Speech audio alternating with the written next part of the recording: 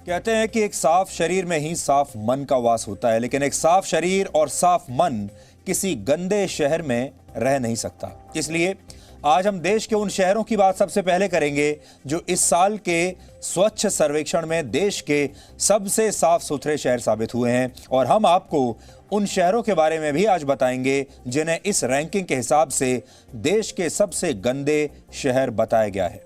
इस सर्वेक्षण के अनुसार देश का सबसे साफ शहर मध्य प्रदेश का इंदौर है, जबकि 10 लाख से ज्यादा आबादी वाले शहरों में बिहार की राजधानी पटना को देश का सबसे गंदा शहर माना गया है।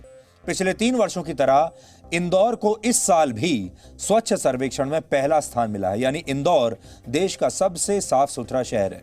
दूसरे नंबर पर गुजरात का सूरत शहर है और तीसरे नंबर पर महाराष्ट्र का नवी मुंबई शहर है। हैरानी की बात यह है कि देश की राजधानी दिल्ली के कई इलाके इस रैंकिंग में बहुत नीचे हैं, बहुत पीछे हैं। दक्षिण दिल्ली को इस रैंकिंग में 31वां स्थान मिला है, जबकि उत्तरी दिल्ली 43वें स्थान पर है और पूर्वी दिल्ली 46वें स्थान पर है, बावजूद इसके कि दिल्ली भारत की राजधानी है। हालांकि इस रैंकिंग में सबसे साफ राजधानियों के मामले में union territory of new Delhi यानी नई दिल्ली पहले स्थान पर रखी गई है। 1 लाख से कम जनसंख्या वाले शहरों की श्रेणी में महाराष्ट्र के 3 शहर टॉप 3 में हैं। इन शहरों के नाम हैं कराड़, सासवाड़ और लोनावला। जिन राज्यों में शहरों की संख्या 100 से ज्यादा है, उन राज्यों में साफ सफाई के मामले में पहले नंबर पर छत्तीसगढ़ है, और जिन राज्यों में शहरों की संख्या 100 से कम है, उनमें पहले स्थान पर झारखंड है।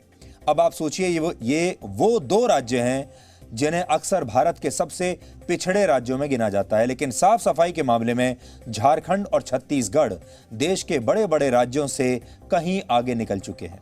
100 से ज्यादा शहरों वाले राज्यों में कर्नाटक आखिरी नंबर पर है, जबकि 100 से कम शहरों वाले राज्यों में सबसे बुरी स्थिति अरुणाचल प्रदेश की है।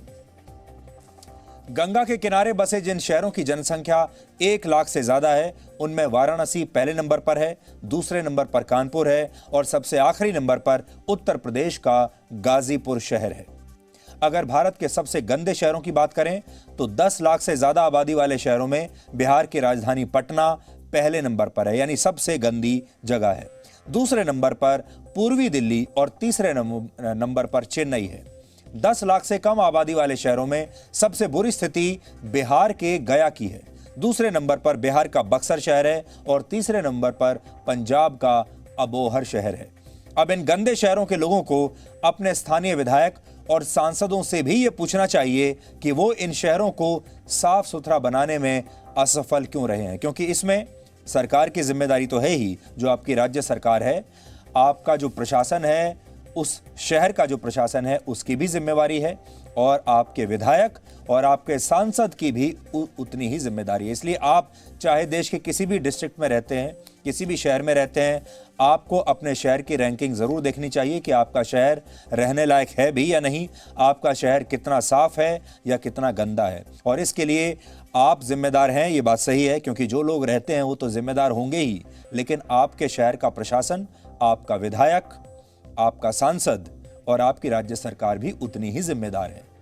आज हम ये समझने की कोशिश करेंगे कि साफ सफाई के मामले में जो काम 4 साल से इंदौर कर रहा है, वो काम पटना, पूर्वी दिल्ली, गया या चेन्नई जैसे बाकी शहर क्यों नहीं कर पाए। इसके लिए आपको इंदौर के प्रशासन और वहां के नागरिकों के प्रयासों के बारे में जानना होगा, क्योंकि यह देखना होगा ऐसा इंदौर में क्या खास है। इंदौर में सबसे पहला काम यह किया गया कि वहां के नागरिकों से अलग अलग प्रकार के कूड़े का अलग अलग निस्तारण करने के लिए कहा गया। उदाहरण के लिए लोगों से कहा गया कि वो गीला कूड़ा एक जगह पर जमा करें और सूखा कूड़ा एक जगह पर, और जिस कूड़े में खाने पीने की चीजें होती हैं जैसे फल और सब्जियां इत्यादि, उस कूड़े को अलग से जमा किया जाए। यानी 3 अलग अलग जगहों पर कूड़े को जमा किया गया। इंदौर का कोई भी नागरिक अगर ऐसा नहीं करता तो सफाई कर्मचारी फौरन इसकी सूचना सरकारी अधिकारियों को देते हैं और अधिकारी ऐसे नागरिकों पर जुर्माना लगा देते हैं। इंदौर के लोगों में साफ सफाई की आदत पैदा करने के लिए वहां का म्युनिसिपल कॉरपोरेशन लगातार नागरिकों से बातचीत करता रहता है और उन्हें साफ सफाई का महत्व समझाता है। इसके लिए कई एनजीओज की मदद भी ली जाती है। ये एनजीओज थोड़े अलग हैं। ये एनजीओज वो नहीं है जो सुप्रीम कोर्ट में हर समय सिर्फ पीआईएल लगाते रहते हैं। हमारे देश में कुछ एनजीओज ऐसे हैं जो वाकई में ज़मीन पर उतरकर काम भी करते हैं। ये जो एनजीओज हैं ये वैसे ही होंगे। इसके अलावा इंदौर में जमा किए गए कूड़े पर नजर रखने के लिए एक कमांड सेंटर बनाया गया है और कूड़े को इकट्ठा करने वाली सभी गाड़ियों पर जीपीएस ट्रैकर्स लगाए गए हैं। इन जीपीएस ट्रैकर्स की मदद से सभी रूटों पर नजर रखी जाती है और किसी कूड़े वाली गाड़ी के खराब होने पर फौरन वहां दूसरी गाड़ी भेज दी जाती है। इसके अलावा इंदौर से बड़े बड़े सार्वजनिक कूड़ेदान हटा दिए गए हैं और इसकी जगह घर घर जाकर कूड़ा इकट्ठा किया जाने लगा है। इंदौर के ज्यादातर लोग अपनी गाड़ियों में भी अब डस्टबिन रखते हैं ताकि वो कोई भी कूड़ा करकट सड़क पर न फेंकें। इंदौर में सड़कों की साफ सफाई सुबह की बजाय अब रात में की जाती है। अब वहां दुकानों से कूड़ा शाम को इकट्ठा किया जाता है और रात में सड़कों की साफ सफाई शुरू हो जाती है। इसका एक फायदा यह होता है कि जब इंदौर के लोग सुबह अपने घरों से बाहर निकलते हैं तो उन्हें अपना शहर साफ सुथरा दिखाई देता है और सफाई के दौरान उठने वाली धूल भी उन्हें परेशान नहीं करती। इंदौर में कूड़ा उठाने वाली गाड़ियों के कंटेनर्स के आकार और क्षमता को भी बढ़ाया गया है। पहले एक गाड़ी 300 घरों से कचरा जमा कर पाती थी, लेकिन अब एक गाड़ी 1000 घरों से कूड़ा इकट्ठा करती है। इंदौर में जब किसी का विवाह होता है तो कई बार पति पत्नी 7 की जगह 8 फेरे लेते हैं और 8वें फेरे में वो अपने घर और शहर को साफ रखने का वचन लेते हैं। यहां तक कि कई बार विवाह समारोह में आने वाले मेहमानों को भी तोहफे के तौर पर डस्टबिन दे दिए जाते हैं। इंदौर के प्रशासन ने लोगों को साफ सफाई के प्रति जागरूक करने के लिए बच्चों का भी सहारा लिया और बच्चों को स्वच्छता का ब्रांड एम्बेसडर बनाकर बड़े लोगों को साफ सफाई की सीख दी। भारत में प्रतिदिन प्रति व्यक्ति 900 ग्राम के आसपास कूड़ा जमा होता है, यानी साल भर में भारत का एक नागरिक औसतन 325 किलोग्राम कूड़ा जमा करता है। इस मामले में चेन्नई सबसे आगे है, जहां प्रतिदिन प्रति व्यक्ति 710 ग्राम कूड़ा जमा होता है, यानी साल भर में 260 किलोग्राम कूड़ा बनता है। दूसरे नंबर पर कोलकाता है, जहां हर व्यक्ति हर वर्ष 240 किलोग्राम कूड़ा पैदा करता है। प्रति व्यक्ति 228 किलोग्राम कूड़े के साथ दिल्ली और हैदराबाद तीसरे स्थान पर हैं।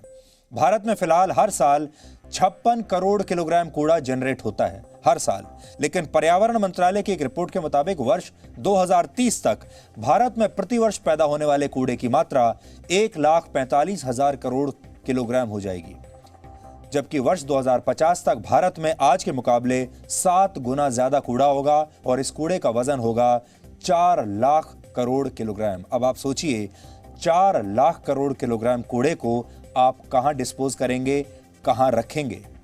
आप सोच रहे होंगे कि जब भारत में इतना कूड़ा पैदा होता है तो फिर सड़कों पर हर जगह कूड़े के ढेर क्यों नहीं दिखाई देते? कई जगह दिखते भी हैं, लेकिन ज्यादातर जगहों पर नहीं दिखते। तो इसके लिए आपको कूड़ा इकट्ठा करने वाले सफाई कर्मचारियों को थैंक यू कहना चाहिए।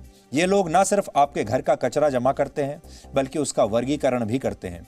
ये एक अनऑर्गेनाइज्ड सेक्टर यानी असंगठित क्षेत्र है और फिर भी ये लोग बड़े संगठित तरीके से कूड़ा इकट्ठा करते हैं। इसलिए अब सरकार भी इन्हें संगठित करने की योजना शुरू कर चुकी है, जिसके तहत इन्हें वैज्ञानिक तरीके से कूड़ा उठाने की ट्रेनिंग अब दी जा रही है। यहां हम आपको एक और जानकारी देना चाहते हैं। आपके घरों से जो कूड़ा निकलता है उसे 3 तरीकों से मैनेज किया जाता है। पहला तरीका है इस कूड़े से खाद बनाया जाए। दूसरा तरीका है उसे रिसाइकलिंग करना, जैसे प्लास्टिक को रिसाइकल करके फिर से इस्तेमाल करने लायक बनाया जाता है। जबकि तीसरे तरीके के तहत इस कूड़े को ऊर्जा में बदल दिया जाता है और उससे बिजली बनाई जाती है।